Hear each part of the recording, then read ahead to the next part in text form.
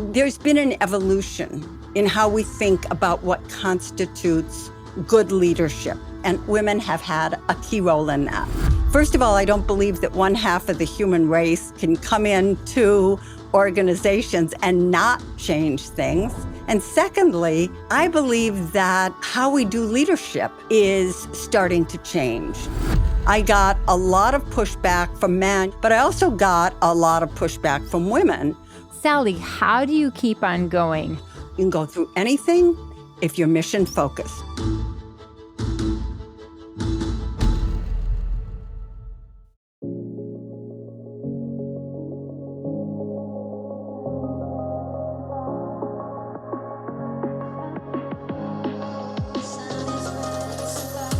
Sally Helgesen, expert in women's leadership. She's an international best-selling author of 7 books, not 1, not 2, 7, including the bestseller How Women Rise with Marcia Goldsmith. And we have a new book that is coming. We'll talk about it.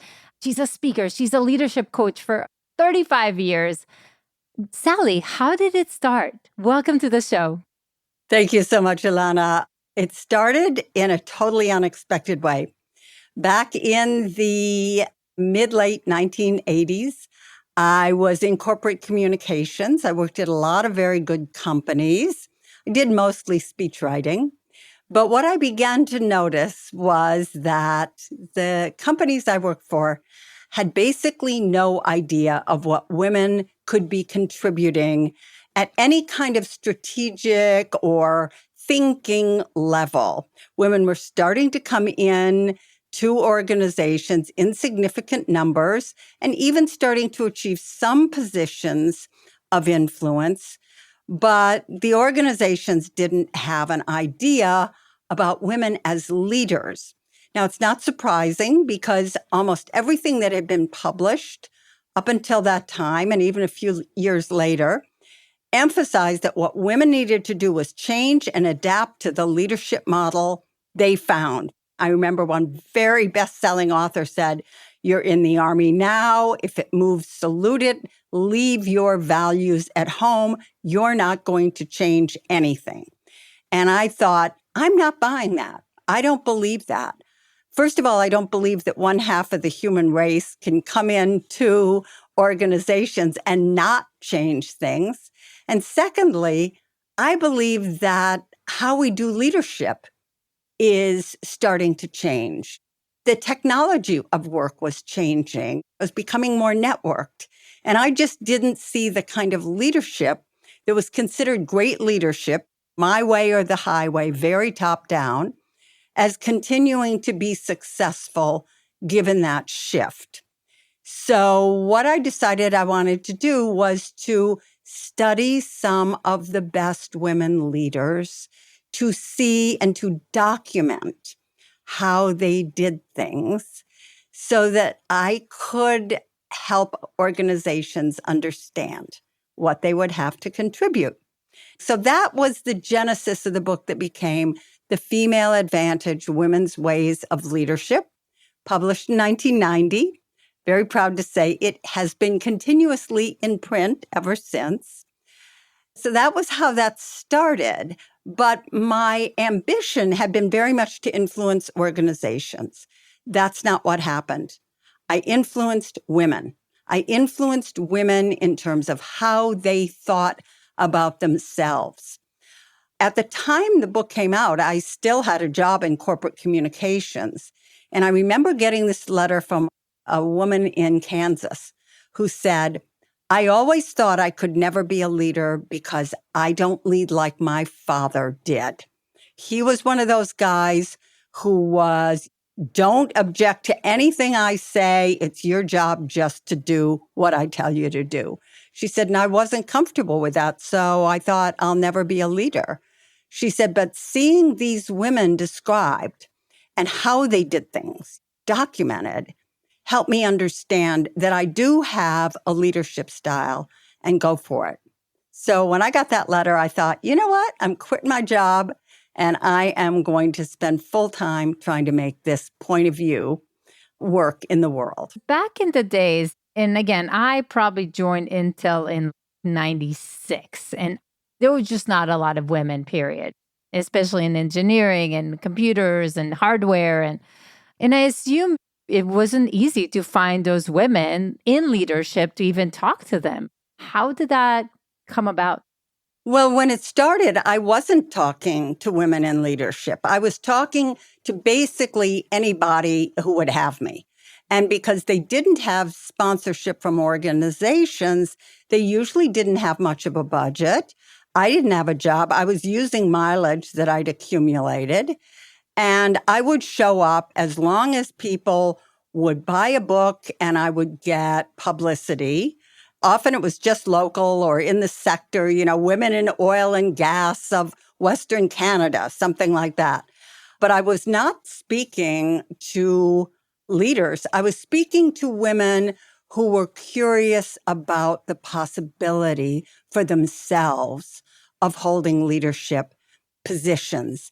And then probably mid-late 90s, companies like Intel began to get interested, Microsoft, et cetera, and would have me in usually for pretty low fees. I had lots of male colleagues, Marshall Goldsmith, Jim Kouzes, people like that, Tom Peters. They were making multiples of what I was making, but that's okay. I thought this is starting something new.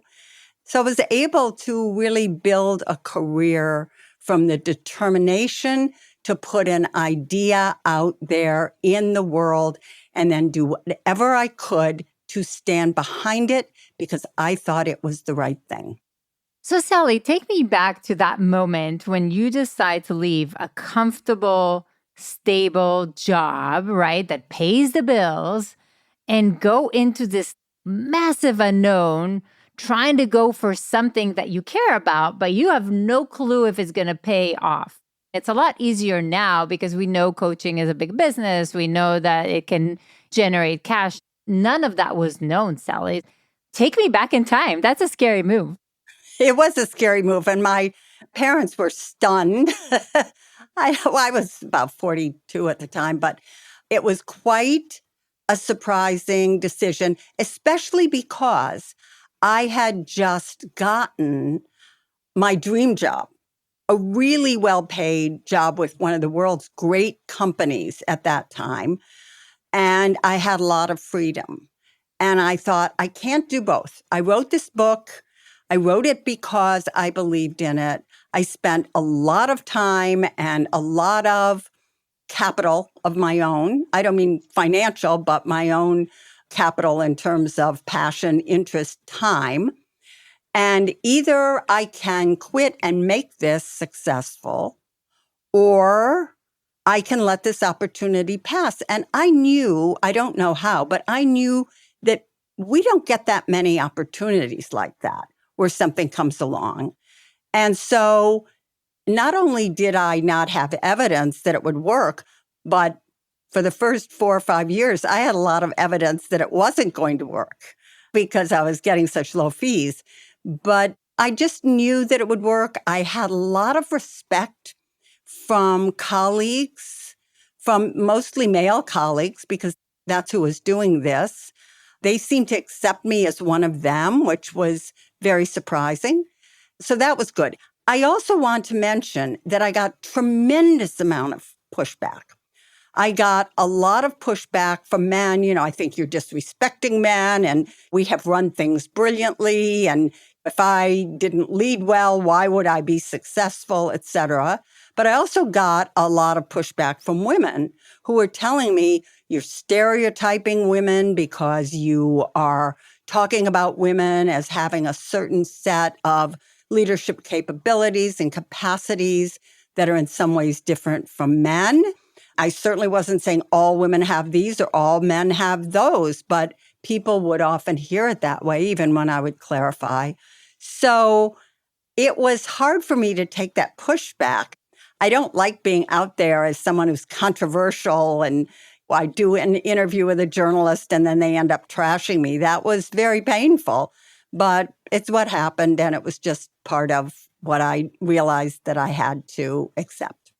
So let me take you there because I think You almost need to build a level of thick skin in order to be out there, because there will be naysayers. There will be a lot of rejections. There will be a lot of people that don't like your ways, especially the more you're out there, the more you're bold, the more you're doing things that you care about, you will get that pushback. How do you create that thick skin, or how do you build it, Sally? I think it's much harder now because of the social media. This was definitely way pre-social media era. And I think it's tougher, more brutal, more disrespectful than certainly it was then. But building a tough skin, I think, is really a question of having allies. I don't know how you can do that yourself. You need to have allies that you respect, who've been through a similar process, who you can call on and say, I thought this interview in X magazine was going to be terrific. The woman who interviewed me pretended like this was the best thing she'd ever read, and then she just totally trashed it. And then colleagues that I asked who'd been through these experiences would just say, move on, move on, move on, move on. And so I decided, okay, I'll take their advice. They know what they're talking about, and I will move on. I think sometimes it's harder, depending on your personality, for a woman to develop a really thick skin. We want to be liked. We want to be the popular girl, et cetera. I certainly had that aspiration. But I knew that if I wanted to, in this idea, this way of playing with the big boys, that is making a real contribution to how people perceive excellence in leadership, that this was necessary and that I had to do this. And even though it was really hard for me because it wasn't how I was raised, women don't get in fights. They're not getting beaten up on the way home, stuff like that, generally in school. And I didn't have that experience. So it was tough. But it's a question of how focused you are on your mission. One other thing I want to add. One of the women that I interviewed, or actually, I didn't interview them, I did diary studies of the women so I could really show how they led rather than talk about how they led, which was one of the reasons I think the female advantage was very successful, because it really had a big impact. One of the women that I interviewed was a woman, Frances Hesselbein, who was considered by people like Peter Drucker, who was the leading leadership guru of the time, to be one of the best leaders in the world. And she led the Girl Scouts of America, but she had so much respect from a lot of these people. And she always talked about, you can go through anything if you're mission focused. Once you figure out what your mission is and you focus on that, what your intention is, in my language, what it is you are trying to contribute to the world, to the organization, to your community, however you're defining that, that will give you the ability to power through. So I think I've come to believe that being mission focused is, in general, very important for success in a way that breaks any new ground, because it's going to be tough. And again, I think a big portion when you really are leading with your eyes open towards a mission and you really believe in the mission, you can start making decisions based on hope and dreams versus fear and doubt, because it leads you towards it. But let me ask you something. So in Leap Academy, in our programs, we're basically seeing a mix of 50-50 men, women. They're all trying to fast track. They're all trying to make a big impact in the world, financial impact. They're trying to build freedom, thought leadership, etc. Back in the 90s, the environments were very, very different. There's still some issues even today, but the environments in the 90s were very, very different. How do you see the difference between when you started this and the evolution of where the corporations are today and the place of women in corporations and in leadership overall? What do you see? I see a tremendous evolution. And I hear people say, I can't believe it's 2024 and we're still have these problems. Yeah, we have problems. I mean, there are issues. Things aren't perfect. But you should have, I mean, you were there in the 90s. I was there in the 80s. I was there in the 70s. So I know what it was like. And it was a pretty challenging environment. And today, the difference is two things I would say. Number one, there's been an evolution in how we think about what constitutes good leadership, excellent leadership. There really has. Back then, in the 80s, for example, this was true in the 90s too. Jack Welch was on the cover of Fortune every other week. And he was known as Neutron Jack within that company, widely known because he loved firing people. He was pretty top down. And that was considered leadership at its absolute best. And that's questioned today. When you have a leader in a company who has that attitude, they may have some success. They may get written about. You can imagine a couple people I'm thinking of, but they're not really considered an excellent leader. They're not the kind of leader that people are urged to aspire to be like. And that's an enormous change. And I think that women have had a key role in that. It's basically changed because of technology, the nature of the economy, the knowledge economy, the importance of human knowledge in terms of what creates value in organizations. But it's also changed because of women. The other thing is, this has not just benefited women. It has benefited many men who didn't necessarily feel that they had the mainstream, traditional, hierarchical leadership style, who had a different orientation, who had a different approach. And it has benefited men and women and people who choose to define themselves by a different gender, who come from diverse backgrounds and have diverse experiences, racially, ethnically, in terms of family background and religion. And the workplace, the global workplace, is so diverse now.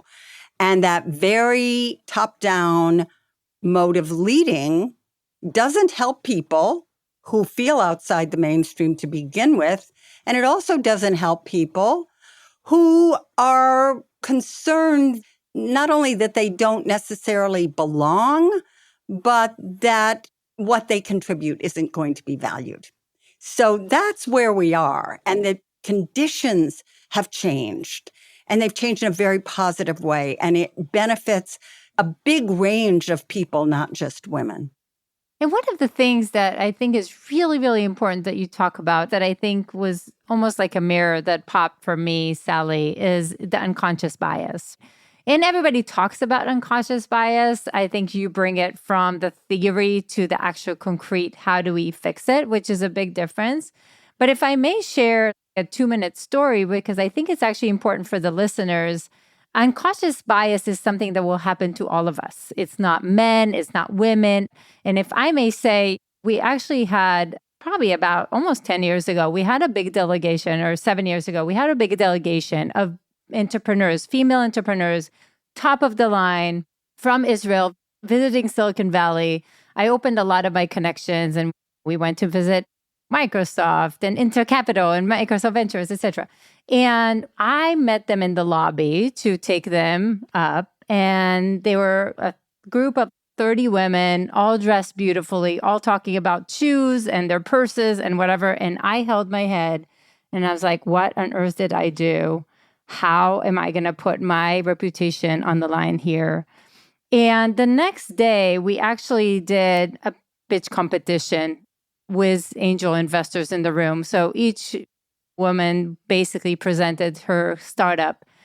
And it was incredible, Sally. Incredible. The companies were spot on. The female founders were on point. One of them, I just had her on the show. Her company now is worth $4 billion.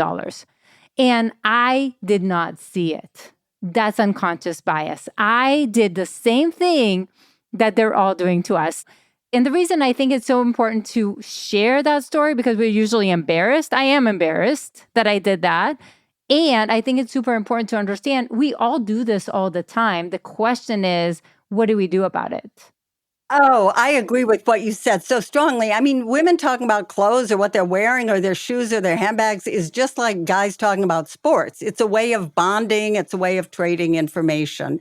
And I doubt that a man who was showing up to take some entrepreneurs from Israel who were men around would feel as if, what have I done? I've blown it, if they were talking about sports. It is a perfect example. I may rip it off. It's so good.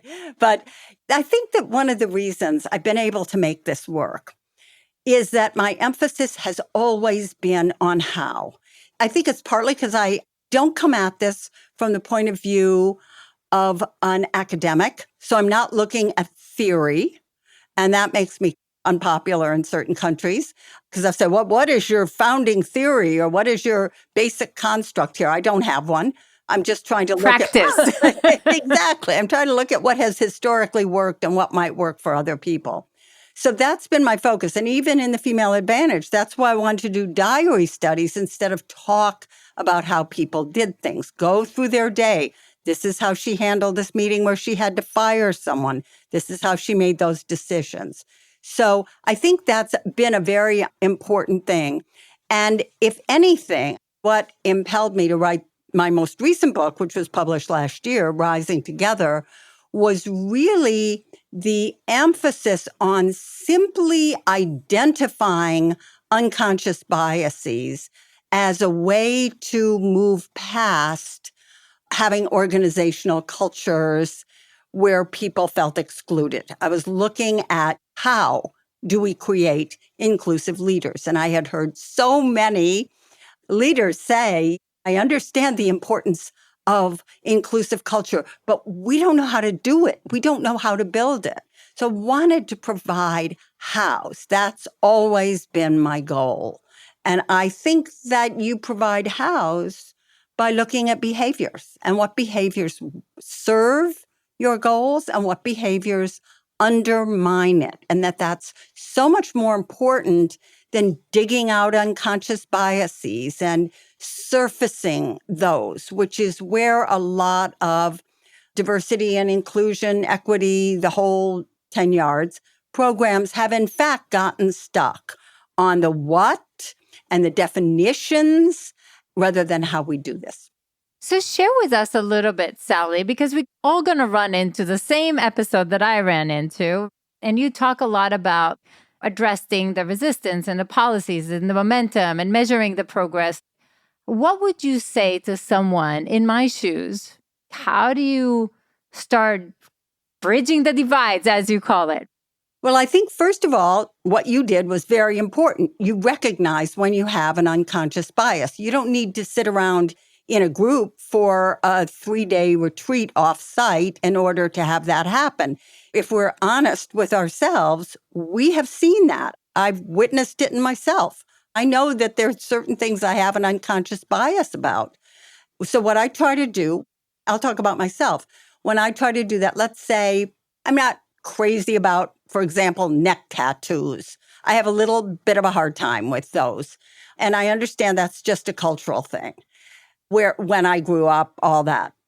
So when I am talking to somebody who's got a neck tattoo, I'm focused on turning off the judgment part of my brain and listening to what they say and trying to listen wholeheartedly with really my whole heart and soul to what they're saying, and then to identify places in which I have common ground with them. And there are always many, many of them. So you want to focus on what you have in common with people rather than what distinguishes you from them, or God forbid, what makes you a morally superior person to them.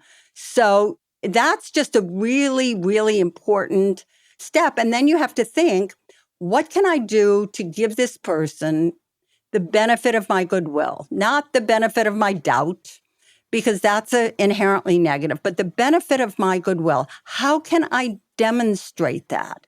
I can say, that's really interesting you bring that point up.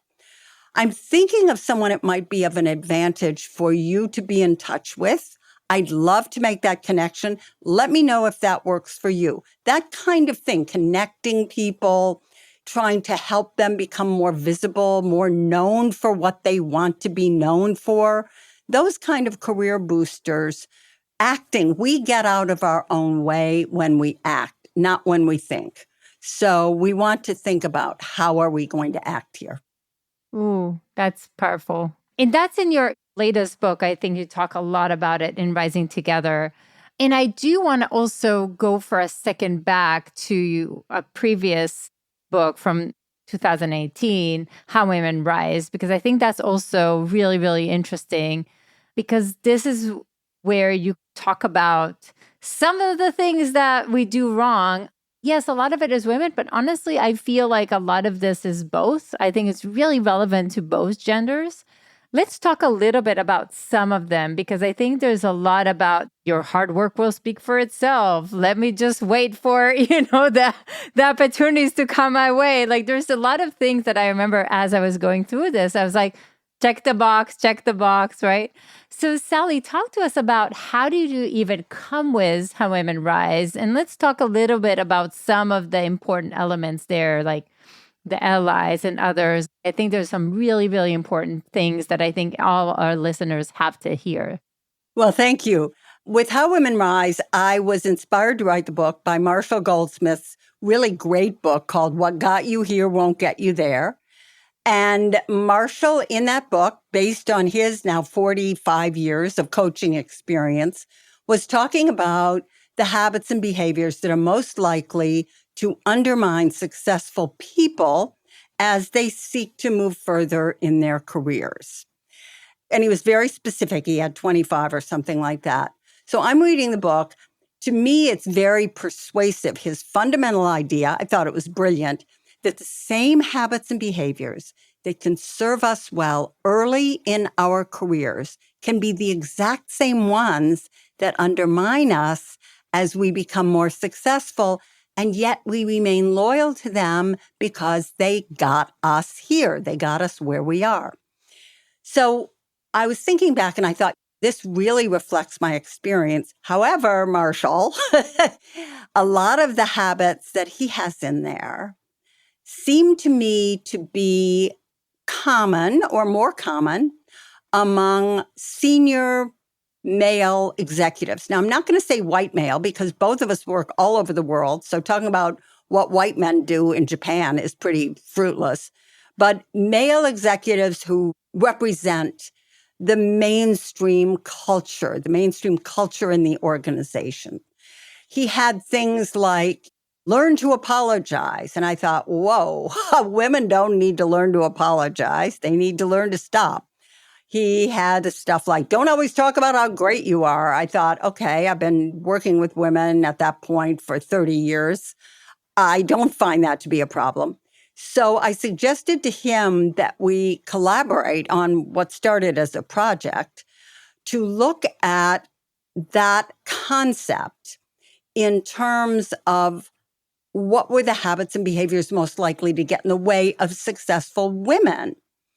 And I felt like I knew what they were because I'd been doing workshops everywhere, all around the world, Japan, Kuala Lumpur, South Africa, Egypt, Turkey, Europe, Brazil, etc.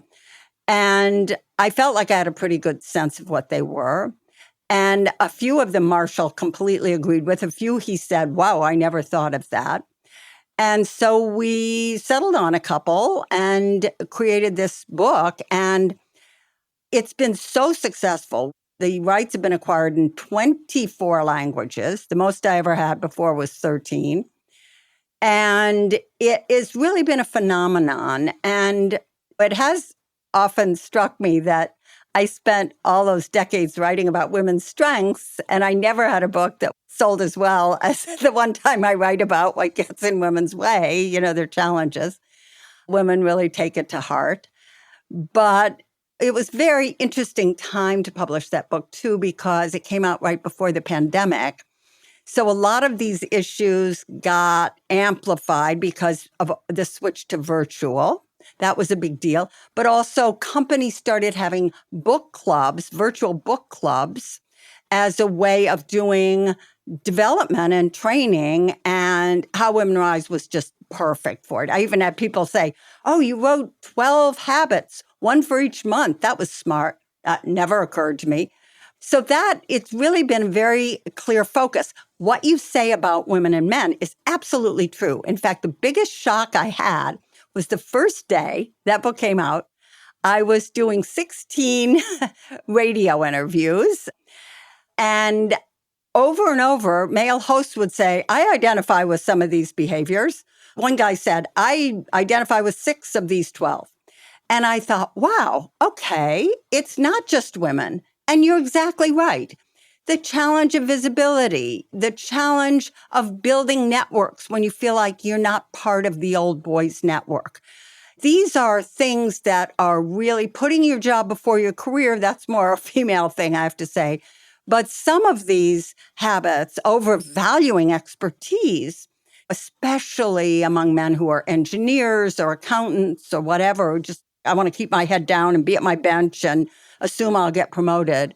So it's been very interesting, and especially diverse men. I've had so many African American men say, this has more to say to me than any leadership book I've ever read, because again, it's that feeling of being to some degree an outsider. If I talk about my accomplishments, I'm going to get criticized. Well, you certainly seem to have a high opinion of yourself. That happens to a lot of different men as well. It's amazing because it almost looks like a commercial that I would write about Leap Academy, because it's like, yeah, your hard work will not speak for itself. Yes, putting your job ahead of your career, you want to be really intentional, strategic about it. Yes, I know there's other things. You can have it all, just not at the same time. So let's figure out your priorities, etc. The allies, enlisting the allies from day one. Like there's just so many really, really important points, relationships that I wish they were almost taught in school, which is, I think, a big part here. So here you are, you have these books, you do these speakings. I think to the outside, it looks like an incredible life, which I assume it is. Otherwise, you wouldn't have done it. But share something hard, because again, entrepreneurship is hard. You're doing it for a long time. And at least I can say that my husband hears me from time to time, like, I can't do this anymore. And I still love it every single moment of it because it's the best thing that I've done in my life. But Sally, how do you keep on going? How do you motivate yourself? And I think a lot of it is the mission, but I want to go there for a second because I think people will need to hear it. You have to have a mission focus. And I think that is particularly important for entrepreneurs. Being an entrepreneur is lonely. Doing what I did, it's inherently lonely. You also are in the position of there's a lot of weight behind your decisions. Every decision you make determines the success or the rest of your life to some degree, how successful your business is going to be. Do you identify the correct market? Do you go at that market in the correct way? Now, yes, you have people who work for you who do those things, but you're ultimately the decision maker. So that's to some degree a lonely place to be. So that's one thing that's difficult. And it's, again, one of the reasons it's so important to cultivate allies and colleagues. If you're an entrepreneur, to join a network of other entrepreneurs, of female entrepreneurs, of entrepreneurs in your sector, whether it's tech or steel production, whatever it is that you're doing, you want to build those relationships. You want to have a feeling that you're not trying to do it alone. And that for me was very difficult to do because I found very few women doing what I was doing. And again, that's where having a mission focus helped. And staying close to the male colleagues and allies who seemed to gravitate my way naturally was also a huge boost. It got easier as time went on. Feeling chronically and being chronically underpaid and not making enough money and knowing, whoa, if I were doing X or what I'd been doing before I quit, I would be in a very different financial position. And that was extremely difficult. During the recession, it became almost unbearable because anybody who made their living doing speaking during that recession in 2008, there was no work. Companies didn't want to land on the front page of the New York Times the fact that they were having this fancy retreat out in Las Vegas for clients or for people in the company. That was really a no-no then. And the work just disappeared from the table. I remember I was in Morocco celebrating a big birthday with my college roommate, October 2008, and I saw what was happening and I thought, I wonder if this is going to affect my business. Whoa, well, I got home and every single thing I was doing the rest of the year and in 2009 had been canceled. Everything. So that was extremely difficult. To put a huge amount of financial pressure on both my husband and I. He had also lost his job in that period. So it was really tough to get through, but I learned a lot about being tough. And I wouldn't say I was glad for what happened. Certainly I wasn't glad for the people who lost their houses, which happened right around me for sure. But for myself, I learned very important lessons about not being grandiose, about not assuming that because one thing had gone well, now it was all going to start going well and going my way. And now I'd hit the point of success and no return. I kind of had that because you do to keep yourself going because it's hard. So I got rid of that. And I looked at everything I did. This may be the last time I make some money. So I got much more careful, much more deliberate, much more intentional. And I want to go back to that word intentional because you brought that up. And it's one of my favorite words. It's one of the most important words anybody who's starting a new enterprise of any kind can have in their mind, which is to be intentional about what you do, about the path you choose, about the path you don't choose, about who you bring in as allies, about your attitude toward people who may disappoint you, whether they're clients or employees or whatever, how you're going to handle that. You want to be intentional in everything you do. That's going to be, I think, the most helpful thing. I think it's really interesting that most people, this is where they would have stopped. 2008, 2009 was what you're describing, or probably a little earlier was the first naysayers. But I'm just saying, this would be a big fear factor. What do you think is something maybe that people not necessarily know that built you to who you are today? Do you think there's something in the past that created this Sally? It's accepting that you can survive something bad. It's having some kind of, for me, historical perspective. Knowing that people lived through the Great Depression. Maybe it was the fact that my parents had and their generation had. And then the men went off to war. And then a lot of them died, or they came back with terrible illnesses or missing limbs, etc. We had men in our neighborhood that was true of. So I think it was seeing that generation go through some really challenging times that helped keep it in perspective for me. This is the most greatest disaster that's ever happened. It was very difficult. I never doubted that I could find a way to get through it. Because again, I felt that I was in the right place in terms of how organizations were changing, how leadership was changing, how technology was changing. I felt like I had that on my side.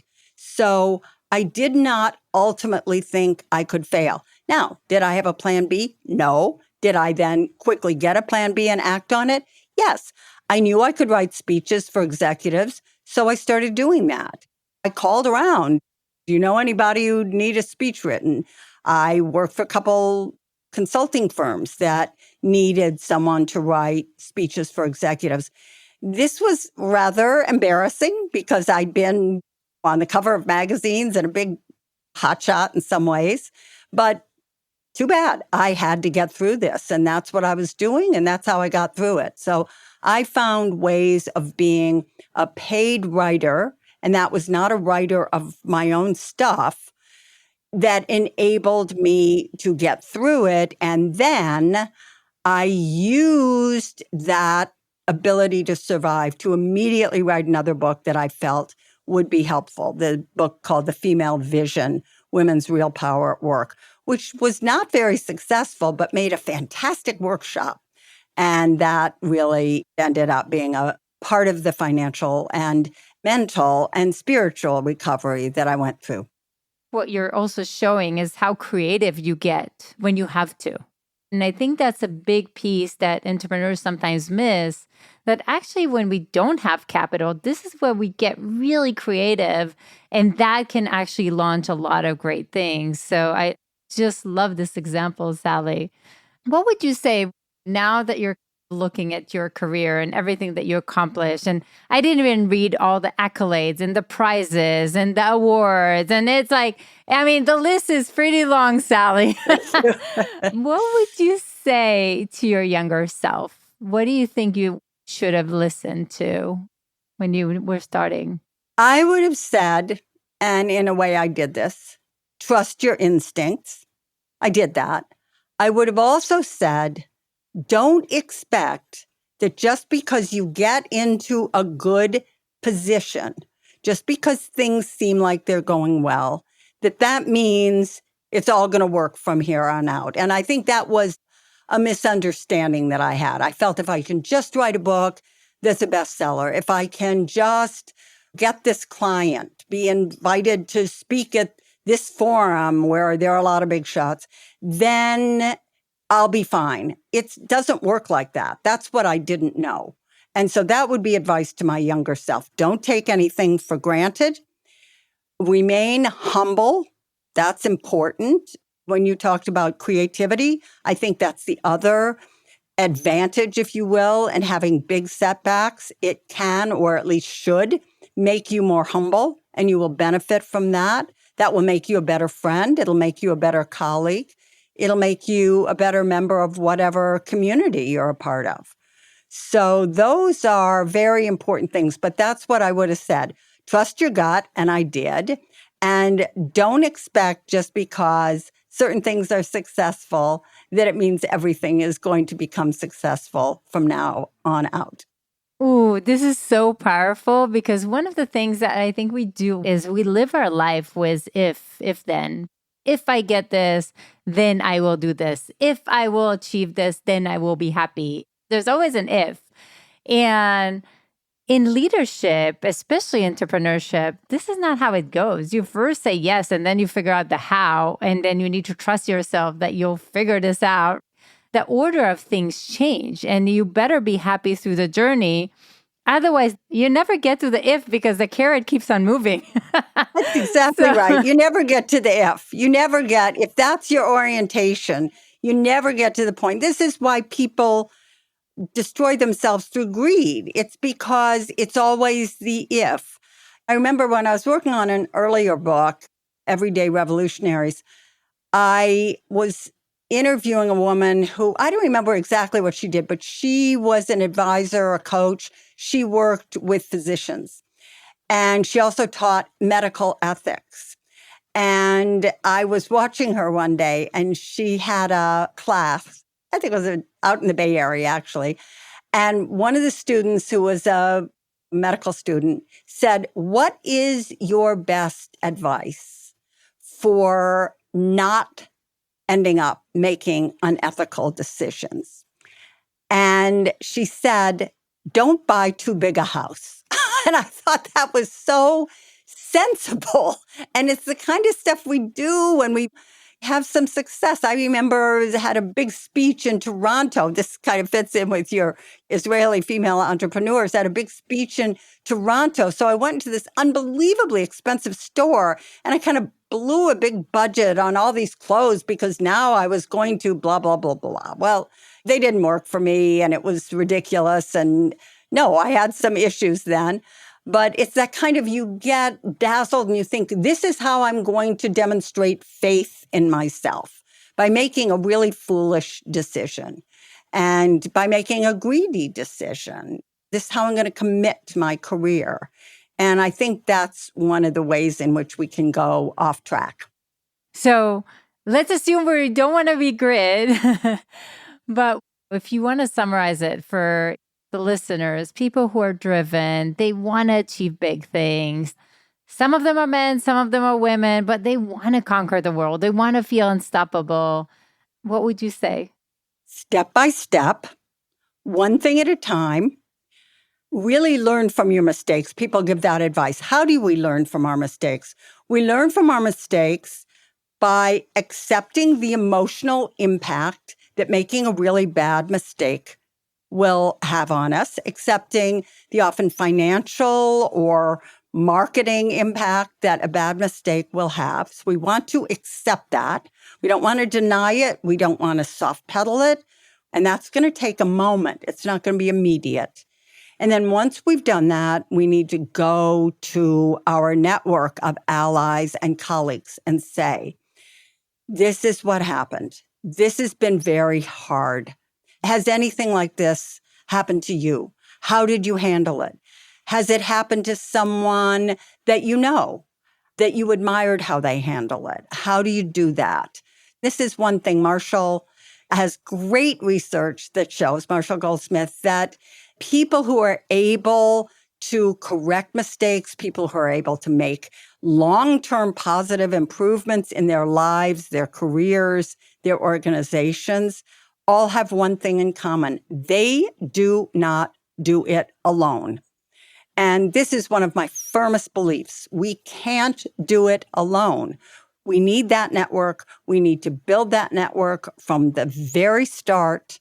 And it's really, really important because that's how we survive. We have that network. That network is key to resilience. We can't really develop sufficient resilience, especially today when everything's so fast changing. You can make a bet on an organization. You think this is going to be fantastic. Everything changes. There's an issue in the world, in the technology, whatever it is, an economic shift, and it doesn't work.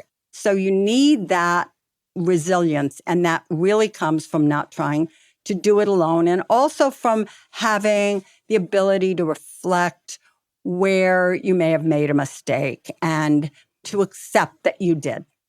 I many times say that I eat failures for breakfast. So what you need to have is that extreme ownership to look in the mirror and say, okay, so what do we change to be better?